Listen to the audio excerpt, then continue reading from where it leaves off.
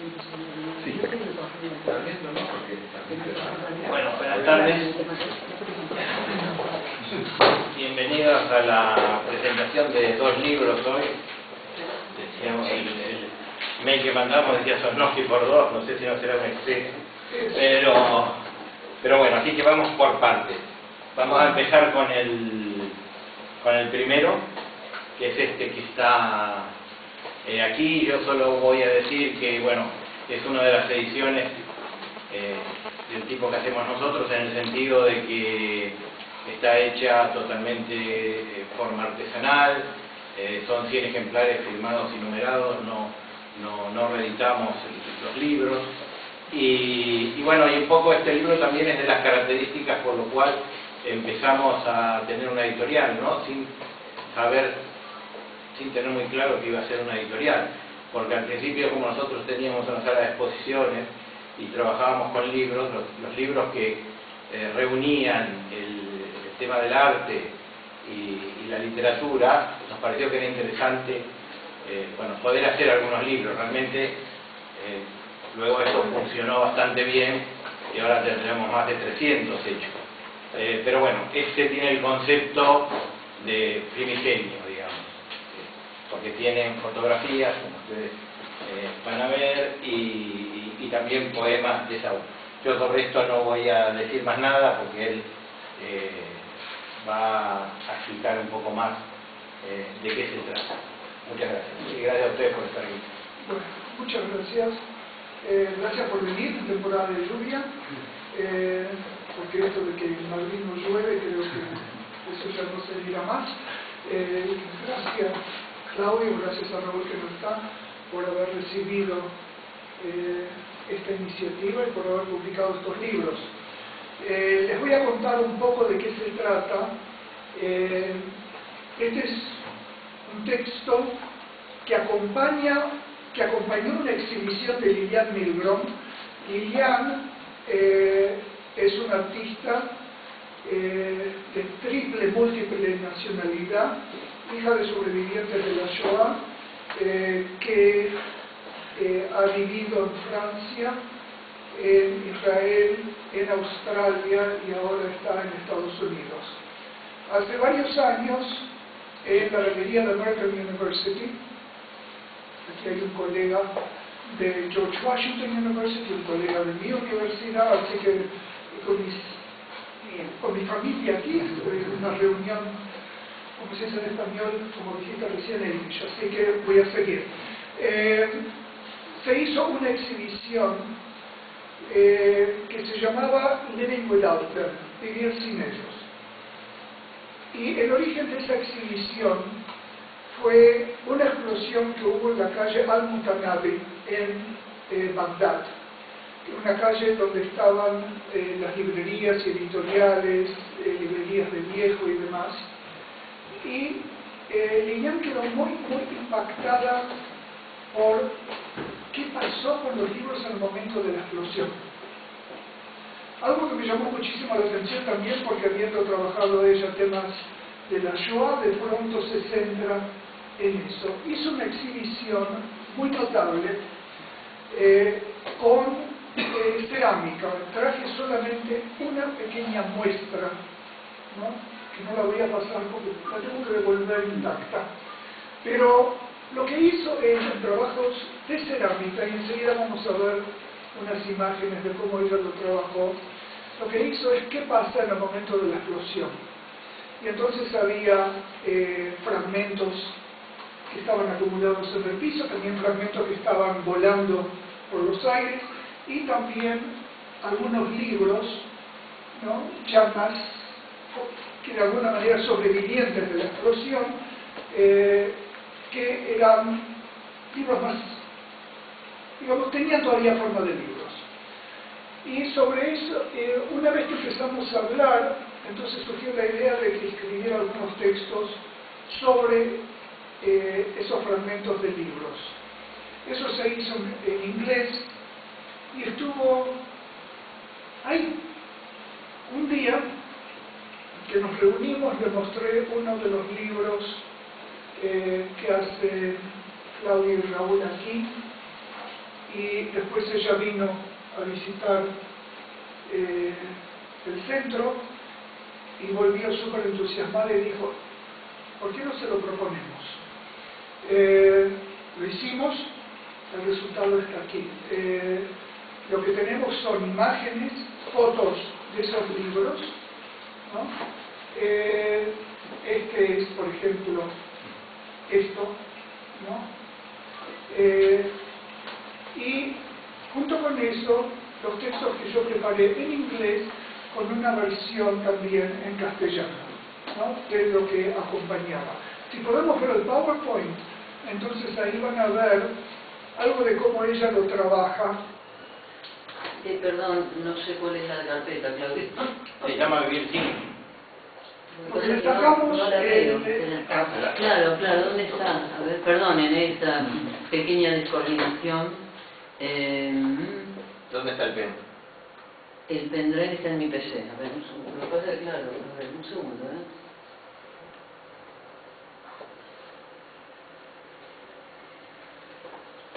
¿Esta? No. ¿Sí?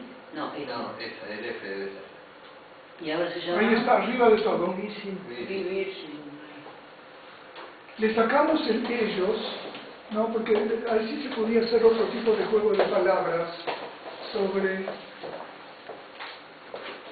Un segundo, que esto tendríamos que verlo... No soy muy ducha, me tenéis que disculpar con esto de crear el cuadrito ahí, ¿no? Ahí. Confiando en que esto les puede interesar, me permito sugerirles que si entran a YouTube y buscan bajo Lillian Milgrom Vivir Living Without Them, ahí hay un video de la exhibición con una entrevista con ella. ¿Cómo hago para que se haga toda la pantalla completa? Con diapositivas. ¿A dónde Arriba, presentación con diapositivas. ¿Ves arriba? A la derecha, a la derecha, un poco más a la derecha. Más a la derecha. Seguí a la derecha, a la derecha. Ahí, presentación con Encima diapositivas. que no veo nada. Dale ahí, pincha ahí. Y ahora desde la... Bueno, ¿conformáis con esto? Pincha ahora en una diapositiva. En vista.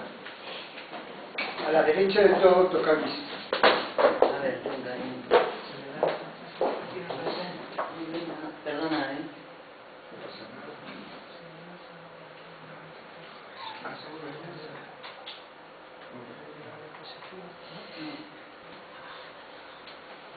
A derecha vista. Ahí arriba. Arriba a la derecha. Ahí. Vista. Vista. Más que yo veo, aquí no veo, pues no veo. Si prenden la luz de pronto... Sí. No, pero si prendemos la luz no vemos la de abajo. Presentación con diapositiva, papel nota.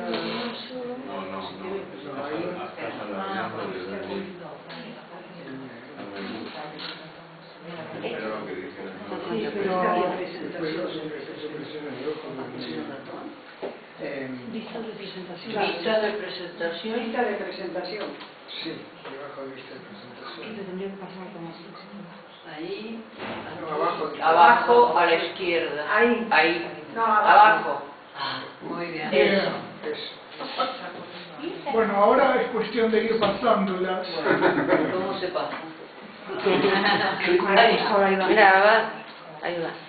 Simplemente si las podés seguir pasando porque se trata de ver algunos de los pasos que ella hizo en la producción de los materiales, ¿no? Nada más que eso. Entonces, en algunos casos imprimió los textos sobre los libros y en otros no. La sala de exposición era bastante grande, tenía 2 secciones. Y también trabajó con lámina de oro en algunos casos. Obviamente van a encontrar páginas carbonizadas y los libros que van a estar totalmente trastornados por la explosión. Ya está, prendamos la luz. Esto fue un cortometraje sumamente exitoso, gracias. Pero de todos modos, la idea era que quedara algún tipo de constancia de lo que se había hecho. También un experto de Irak que había trabajado con estos libros, había hecho una presentación con una introducción y demás, y algunas de esas cosas se pueden ver en el video, ¿no? Pero bueno, eso era, ¿no? Y en todo caso yo no voy a leer nada de lo que hay aquí, en todo caso después lo podrán hojear, ¿no? Hay doble versión, no son traducciones, pero creo que podemos pasar al otro y en todo caso si van a querer después revisamos algo más de este. Obviamente son dos cosas radicalmente diferentes, ¿no? Pero sobre el otro Claudio va a decir algunas cosas antes que empecemos. Cuida la página. Cuidaré la página. Bueno, este es el que va en segundo turno, aunque para entrelazarse, que este digamos, es diferente. Tiene que ver un poco con una línea que nosotros tenemos de alguna manera recuperar textos que se publican en distintos sitios y bueno, los investigadores pueden normalmente ir a buscar, pero el lector normal le resulta complicado tener que buscar la revista tal de tal fecha, la revista tal de tal otra, ¿no? Y entonces en muchos casos de crítica, incluso aún lo hemos hecho con Borges y la Cábala, también hemos hecho cosas de Julio Ortega, de Rosalba Campra, sobre un tema o un autor, bueno, buscar lo que esa especialista ha publicado en diferentes sitios y así crear un corpus donde esté todo junto. En este caso no se trata, digamos, de textos escritos de crítica, me refiero, sino se trata de una recopilación de entrevistas que Saúl hizo en distintos momentos, la mayoría publicadas en Hispamérica y una en plural. Yo creo que es un buen espectro digamos, de lo que se conoció como el boom de la literatura latinoamericana, o al menos de una época muy buena de la literatura latinoamericana, ¿no? La verdad, ese libro, tuvimos una serie de adversidades al hacerlo, de ruptura de impresora, de un montón de cosas, que realmente hubiera sido lo razonable abandonarlo por el momento y dejarlo para más adelante, ¿no? Pero por cuestiones operativas, no porque me gustara. Pero realmente es un libro que me daba, tenía muchas ganas de hacer. Los personajes que figuran ahí, no sé si lo llegan a leer, pero son Borges, Bioy Casares, Borges, Cortázar, Carlos Fuentes, Manuel Puig y Augusto Robastos. Realmente son, muchos de ellos los he conocido, a muchos los he editado, a otros he conocido a su entorno próximo, con los cuales tengo mucho cariño. Debo reconocer que digamos, el que me queda un poco más lejano es Augusto Robastos, pero con todos los otros he tenido contacto. De hecho, en nuestro centro en Argentina lo inauguró Adolfo Bioy Casares, ¿no? Y bueno, en algunos casos que no tuve la suerte de conocerlo, como a Julio Cortázar, pero sí he conocido a gente muy vinculada a él y edité textos suyos, con lo cual me parece que tengo mucho cariño a este libro. Y además, una cosa que no habíamos previsto cuando se pensó el libro, dentro de poco, en el mes de julio, en los cursos de verano del Escorial, vamos a presentar una muestra con fondos del Museo del Escritor sobre el boom de la literatura latinoamericana, y todos estos autores están presentes. Y por otro lado, yo quería, digamos, también decir un poco lo importante que me parecen las entrevistas, ¿no? Que la verdad que muchas veces, generalmente, salvo que el autor sea realmente muy importante, en casos raros, se recopilan las entrevistas. Y yo creo que son un material muy interesante, no solo para los investigadores, sino para conocer, si uno es un lector sensible, hasta ver el momento que estaba pasando el autor, más allá de los aspectos de su propia, la visión de su propia obra, ¿no? Por ejemplo, la entrevista de Borges llama mucho la atención, ¿no? Él estaba en un momento muy triste, su madre faltaba poco para que muriera, estaba postrada, y dice cosas, claro, que después la vida le cambió, porque él dice, ya no podré viajar más, ya no. Y claro, después que murió Don Eleonor, al tiempo él empezó a viajar con María Kodama y prácticamente se convirtió en un piloto de avión, tenía más horas de avión arriba del avión que en tierra, ¿no? Pero bueno, ese es un momento muy particular de la vida de Borges. De hecho, él escribió un poema que se llama El remordimiento, que lo persiguió toda su vida. No he sido feliz, cometió el peor de los pecados con hombre por cometer, no he sido feliz. Y lo escribió poco después de que murió su madre. Después, la entrevista de Julio Cortázar, ¿no? Que siempre me sorprende cómo un hombre de su edad podía mantener esa, no quiero llamar ingenuidad porque esto es peyorativo, digamos, esa visión tan poética de la política, ¿no? y de la realidad, ¿no? Y además de la personalidad. La entrevista con Manuel Puig es tremenda, ¿no? Porque es como intentar hacer una entrevista literaria a alguien que no le interesa nada la literatura. Pues continuamente, ¿de qué autores latinoamericanos? No. No. Realmente es la antítesis de lo que puede ser Borges, ¿no? Y bueno, está también lo que por supuesto la de Carlos Fuentes y la de las otras también Bioy, que dice cosas realmente muy interesantes sobre su amistad con Borges y sobre los últimos tiempos de Borges. Yo creo que realmente es muy interesante el material. Las entrevistas son interesantes porque son hechas por alguien que sabe también, eso es una cosa interesante, porque por ejemplo Borges, yo como coleccionaba Borges tenía que hacer una entrevista a Borges en una revista pornográfica. El pobre recibía a todo el mundo y contestaba cualquier cosa, entonces no puede lo cual no deja de ser una rareza, pero digamos acá hay un punto de vista de alguien que sabe de literatura, con lo cual se le puede sacar otro jugo. Pero a pesar de esa temática de literatura, que es lo que nosotros tenemos en el museo, nos interesa mucho la historia literaria, la historia de los autores. A pesar de estar ese contenido básico literario, uno puede sacar muchas otras pistas del momento de la persona, de su visión, de sus cambios, ¿no? Como Cortázar habla de sus cambios en su actitud política y demás. Con lo cual yo creo que es un documento que me parece importante, fundamentalmente para lectores y gente también, no solo especialistas, gente que quiere a los autores que elegimos.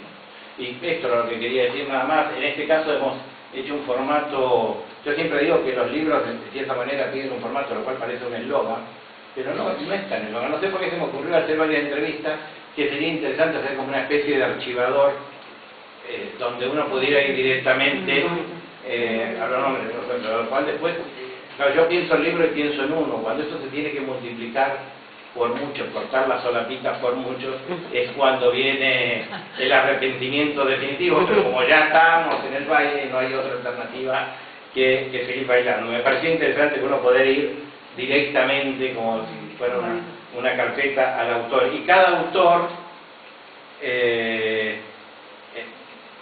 tiene al final, como un regalo en otro papel también, una especie de ilustración del libro, que en algunos casos son la tapa de la revista donde apareció publicada, y otros son fotos de Saúl allá lejos y hace tiempo, con los autores.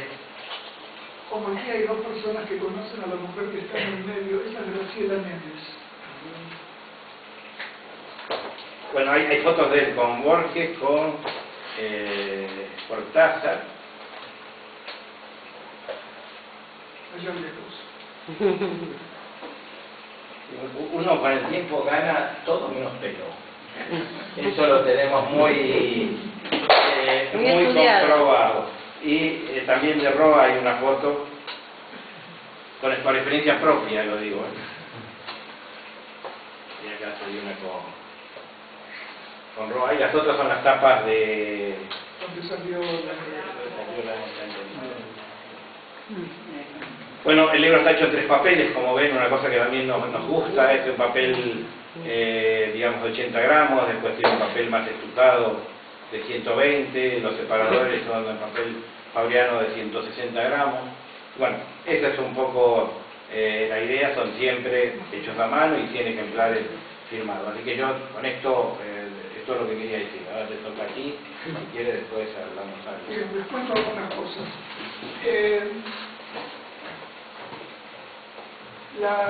Todas las entrevistas, excepto la de Roa Bastos, son parte de la historia de Hispanoamérica, que de algún modo representan los primeros 25 años de la revista. La primera entrevista que aparece es con Manuel Puig. Les voy a comentar algunas pequeñas incidencias sobre los entrevistados, pero no muchas. Y la más reciente es la de Puig salió en el número 3 y la de Biel Casares en el número 75, con el que celebramos los primeros 25 años de la revista. La revista ahora está en el año 47. A propósito de lo que decía recién Claudio, las entrevistas las hicimos, la de Puig en los jardines de lo que era en ese momento el Club de Profesores de la Universidad de Maryland, que no existe más, el club, la universidad sí. Y lo hicimos en el jardín, totalmente relajados y demás. Guardé por supuesto los originales, que se los mandé a Puig para que los revisara, y donde cuando me lo devolvió dice: si la publicas sin revisaciones te mato, porque la inocencia de él de la literatura era mucho más franca en las respuestas originales que había puesto, y después, como él sabía escribir guiones, fue matizando un poco algunas de las declaraciones que hizo. La entrevista con Borges se hizo en su casa. La entrevista con Cortázar la hicimos en Georgetown, en la habitación de su hotel cuando vino de visita a Washington. La de Biel Casares también se hizo en Washington, y si quieren imaginar un lugar, creo que no les va a llevar mucho tiempo, en un restaurante del Jockey Club. Y la de Roa Bastos se hizo, esta foto que aparece ahí es en el patio de mi casa, y se hizo en el contexto del primer simposio que se hizo con y sobre Roa Bastos en Estados Unidos. Eso fue en el año 1982. Hubo una secuela de esa reunión, porque en ese momento él estaba casado con Gladys, tenía a su bebé chiquito, y de ahí se iba a Asunción porque él quería inscribirlo como ciudadano paraguayo. Fueron, y si vieron una foto muy emblemática de Roa Bastos saliendo al exilio, que ha circulado mucho, que es una foto de él tomada desde arriba con una valija, ¿no? Esa fue la ocasión, ¿no? Porque no lo dejaron entrar en el país, y entonces salió formalmente al exilio. Obviamente no logró inscribir a su hijo allí, y volvió al Paraguay muchísimos años más tarde. Y la entrevista con Carlos Fuentes se dio en el contexto de una semana en que él estuvo con nosotros en la Universidad de Maryland, y que dio 4 seminarios para los estudiantes, y ahí hicimos la entrevista, para aquellos que conocen la universidad, en el 4º piso, lo que es la oficina de los TAs ahora mismo, y que entonces era el Centro de Estudios Latinoamericanos. Entonces, como estamos en familia, les cuento ya esos pequeños detalles domésticos, porque también reflejan un poco el clima en el que pudimos hacer esas entrevistas. Gente que, todos ellos que fueron sumamente generosos, porque pasaron muchísimo tiempo a disposición de un grabador geloso, ¿no? Si todavía se acuerdan de lo que era eso. Cinta, ¿no? Y bueno, me pareció que cuando hablamos con Claudio de sacar esto, también era un momento también de pasar revista a la revista, ¿no? En Hispanoamérica, salvo dos pequeñas excepciones, yo no publico mis cosas, solamente las entrevistas. Y bueno, era una manera también de dejar consignado lo que fue un momento, como dice Claudio también, del boom latinoamericano, y de sumar algunas voces a las múltiples entrevistas que hay. Hay otra entrevista con Cortázar que aparece en YouTube. Esa no es esta salió en Hispanoamérica en el número 13, la que aparece en YouTube se grabó en México unos años después, poco después que falleciera Carol Dunlop, en que se tuvo que haber hecho en otro momento cuando él viajaba con Carol volviendo de Nicaragua, pero fue ahí que ella enfermó y viajaron a París. Y bueno, esperamos a otro, después pasó lo que pasó, como ustedes saben, y entonces esperamos a que se diera otra oportunidad para encontrarnos allí y grabar esa entrevista. Y nuevamente, cada uno de ellos, esto es una perogrullada, pero fue muy diferente la relación que se pudo establecer al dialogar con ellos, ¿no? Desde la más formal y la más distante a la más cordial, a la más cariñosa, a la más desenvuelta, ¿no? Y que de alguna manera reflejan también el modo de ser de cada uno de ellos, ¿no? ¿Qué ámbito corresponde a cada uno de ellos? Creo que ustedes lo pueden imaginar, no es necesario decirlo, ¿no? La más entrañable, ¿cuál? Cortázar, sin duda. La más entrañable es siempre Cortázar. Bueno, algunos de nosotros somos así. Es así. ¿La más formal? No. O Carlos No. Fuentes. No, Borges no es la más formal. Bioy. Puede ser. Sí. Pero además fue un momento también muy especial.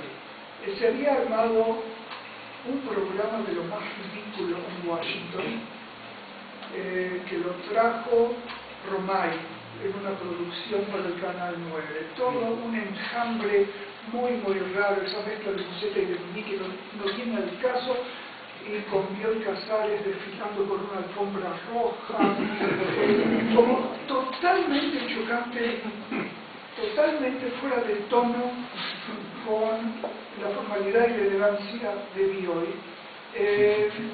Yo estaba en ese momento, participé en eso, pero bueno, le pregunté a Bioy si estaría dispuesto a que hiciéramos una entrevista.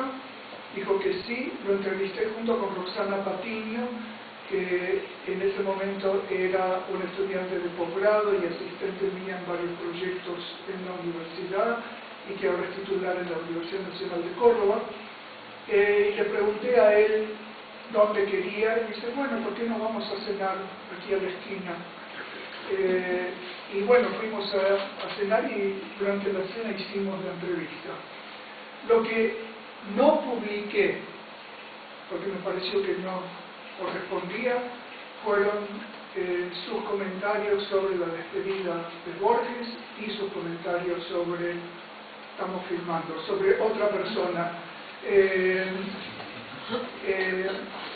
Hubo momentos en que estuvo sumamente conmovido, emocionado, literalmente hasta las lágrimas, contando lo que fue la despedida de Borges y el llamado que le hizo Borges, y que él no entendió hasta mucho después que lo había llamado para despedirse, que fue apenas unos días antes de partir para Ginebra. Me pareció que no correspondía publicar eso, entonces nada, no está allí. No todo. Unas partecitas. A buen entendedor está casi todo. A buen entendedor, pero digamos que hay otras cosas que no. Imagínate si a buen entendedor hay eso, lo que no.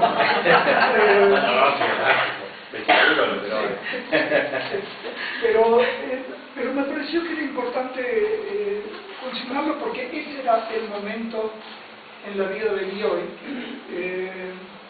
y que me llamó mucho la atención, porque la primera vez que lo conocí fue cuando lo fui a ver a su casa, ahí en Posadas 1650, para decirle que yo iba a hacer una revista y pedirle así descaradamente que me regalara un cuento inédito, cosa que hizo, y el primer número de Hispanoamérica era un cuento inédito de Bioy, ¿no? Eran las 10 de la mañana, traje, chaleco, corbata impecable.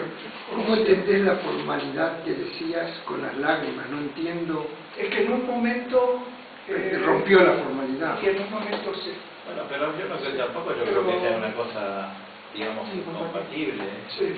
Digamos, la formalidad no necesariamente implica, digamos, insensibilidad. No, pero llorar es abrirse al que está con... Bueno, lo que pasa es que ya teníamos, digamos, tenía cierta... Él siempre decía que él, digamos, que por pudor no mostraba su dolor, ¿no? Incluso tuvo unas situaciones muy complicadas, que murió su hija Marta, atropellada por un coche, y Silvina estaba mal, y después, digamos, murió Silvina, y él, la verdad que públicamente nunca apareció en esa situación, ¿no? Pero bueno.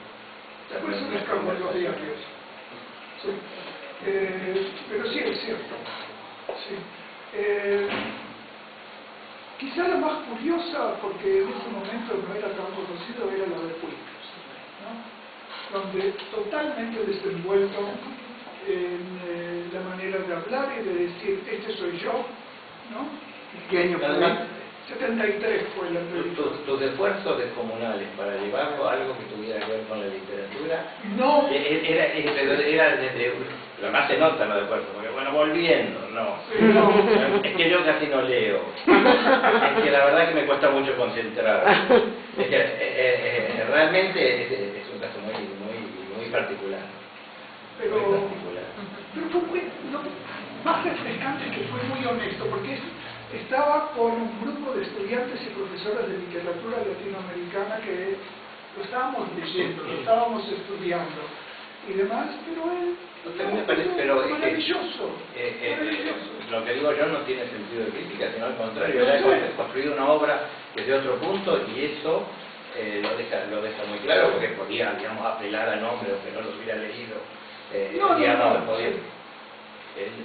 Es que no hubiera sido genuino, eso hubiera sido una cosa falsa.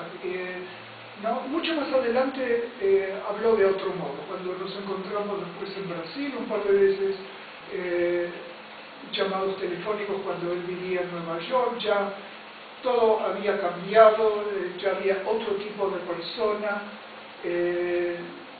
y ahí sí discutía de otra manera ya, ¿no?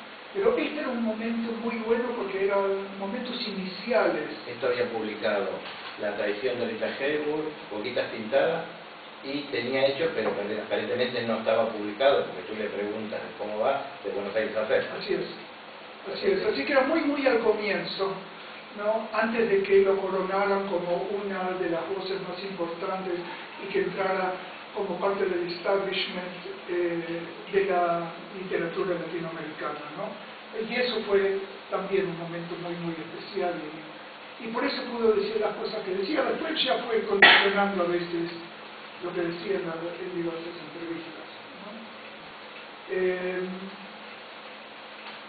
Fuentes es el que iba más a lo literario constantemente, ¿no? Yo les pedían en varios casos que contaran algo biográfico, ¿no? Entonces toda la primera parte de la entrevista es él haciendo su autobiografía, ¿no? Y contando María Ángeles que tuvo el placer, entre comillas, de corregir las pruebas, ¿no? Así que me dijo cualquier error la transcripción, María Ángeles es la que está ahí atrás.